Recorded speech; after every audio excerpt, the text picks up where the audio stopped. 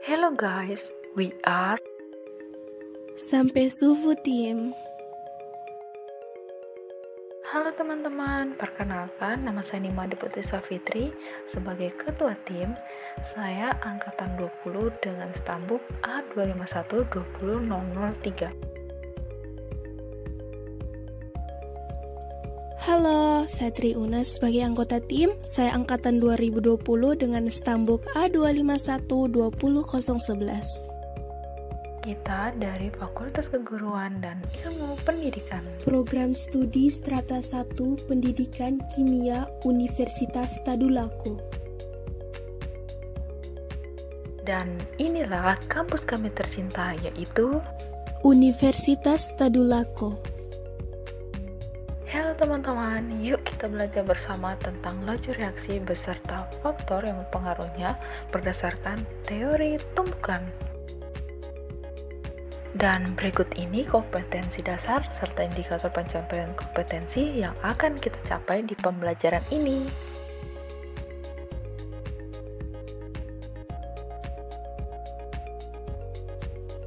Nah, pernahkah kalian memperhatikan kondisi paku di dalam rumah dengan kondisi paku yang dibiarkan di luar rumah? Nah, biasanya paku yang berada di luar rumah lebih cepat berkarat dibandingkan paku yang berada di dalam rumah. Kira-kira kenapa ya? Apa mungkin karena terpapar sinar matahari, atau karena diguyur hujan, atau mungkin karena suhu udara luar? Ternyata fenomena paku berkarat tadi salah satu contoh proses kimia secara alami yang mengalami laju reaksi karena beberapa faktor. Penasaran? Yuk simak video ini sampai habis ya!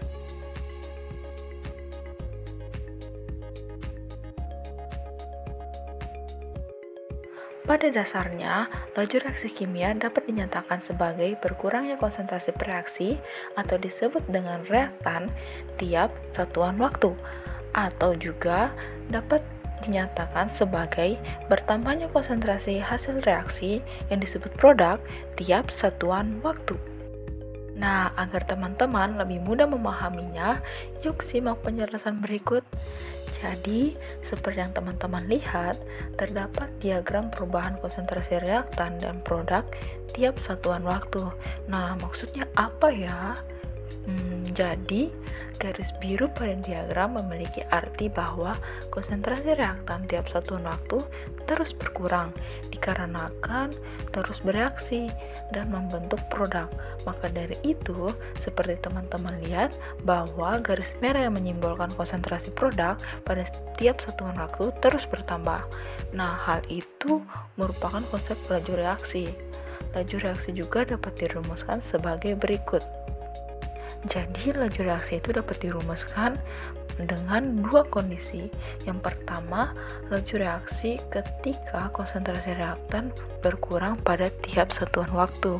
Rumusnya itu RA sama dengan minus delta A per delta T. Kenapa minus? Karena ingat, konsentrasi reaktannya berkurang, makanya minus. Kemudian rumus kedua yaitu pada saat laju reaksi di mana konsentrasi produk bertambah tiap satuan waktu, maka rumusnya RB sama dengan plus delta B per delta T. Kenapa plus? Kita ingat lagi karena setiap satuan waktu produk akan terus bertambah, maka dirumuskan sebagai berikut.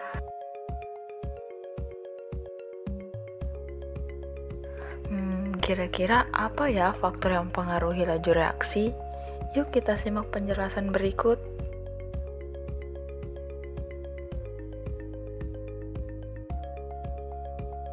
Jadi, ada beberapa faktor yang mempengaruhi laju reaksi.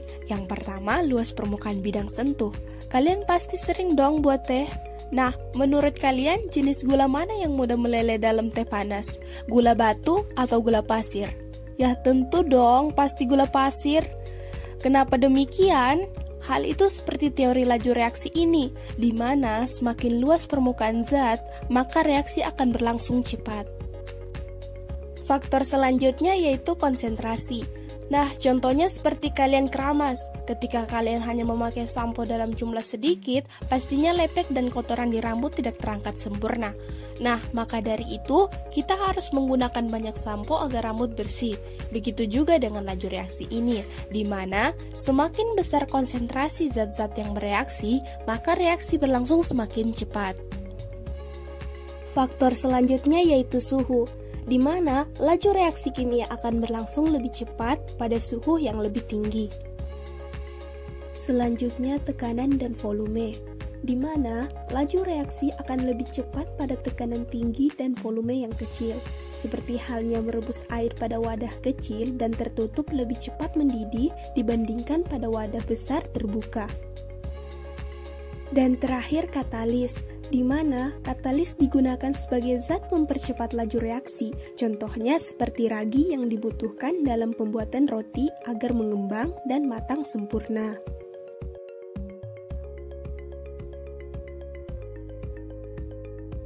Katalis sangat berperan dalam menurunkan energi aktivasi tanpa mengganggu kesetimbangan reaksi sehingga reaksi berlangsung mudah dan cepat. Namun, katalis itu sendiri tidak ikut bereaksi, jadi cuma jadi perantara saja.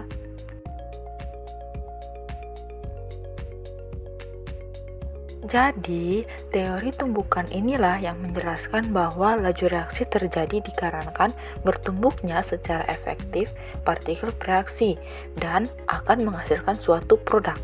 Jadi, semakin banyak tumbukan yang efektif terjadi, maka laju reaksi juga akan semakin meningkat.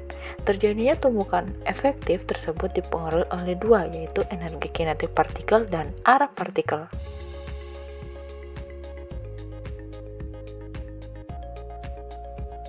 Energi kinetik partikel. Pada proses tumbukan, partikel-partikel saling mendekat dan terjadi gaya tolak-menolak antar elektron terluar masing-masing partikel. Nah, gaya tolak-menolak ini dapat diatasi jika partikel memiliki energi kinetik yang cukup, sehingga dapat terjadi tumbukan yang efektif. Arah partikel yang bertumbukan. Jadi, suatu tumbukan efektif dapat terjadi jika partikel-partikel bereaksi juga mempunyai orientasi atau arah yang tepat pada saat bertumbukan. Nah, dapat dilihat pada ilustrasi gambar, di mana gambar A merupakan orientasi partikel yang tidak tepat, sedangkan gambar B menunjukkan orientasi partikel yang tepat sehingga akan menghasilkan suatu produk. Halo teman-teman, yuk ikut praktikum online bersama Made agar kalian lebih paham tentang faktor-faktor laju reaksi.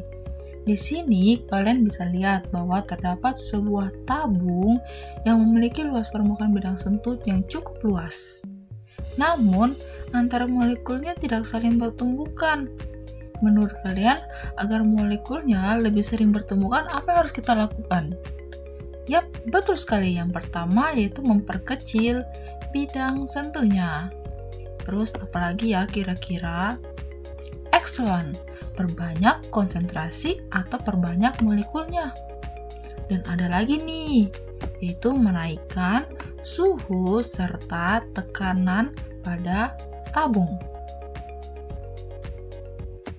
Nah, namun kalian perlu ingat nih, dengan banyaknya tumbukan antar molekul, maka laju reaksi akan berlangsung lebih cepat. Jadi tumbukan ini diperlukan loh untuk mempercepat laju reaksi. Kemudian kalian perlu ingat lagi nih, bahwa arah partikel suatu tumbukan harus tepat sehingga dapat efektif dan bisa bereaksi satu sama lain. Bagaimana? Paham bukan? Terima kasih. Sampai jumpa. Created using Powtoon.